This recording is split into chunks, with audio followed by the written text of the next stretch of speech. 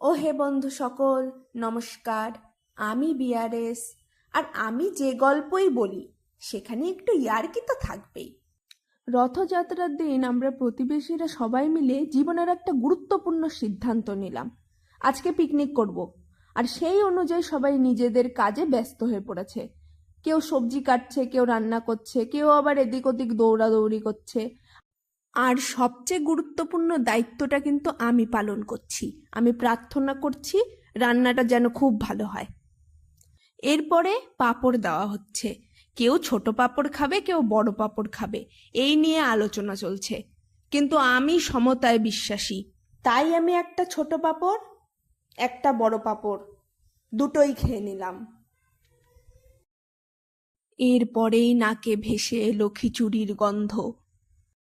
তবে খিচুড়ির চালটা এখনো পুরো সেদ্ধ হতে একটু সময় আছে।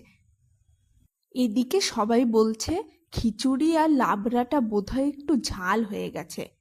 তো আমি ভাবলাম আমার এই মিষ্টি মিষ্টি কথাগুলো স্বাদমতো একটু মিশিয়ে দেবো নাকি। তারপর অবশেষে এলো খিচুড়ি আর লাবড়া।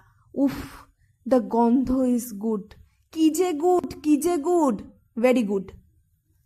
আর সঙ্গে মিষ্টি তো আছেই। অবশেষে সবাইকে খেতে দিয়ে আমিও খেতে বসলাম। কারণ সবাই খাওয়া শুরু না করলে নিজের প্লেটটা বারবার ভরতে একটু লজ্জাই লাগে। তারপর ভালো কাজটা সেরে নিলাম, আমিও খেতে বসে পড়লাম। আর খেতে খেতে ভাবছি পরের পিকনিকটা কবে করা যায়। তো আজকের মতো বিদায়।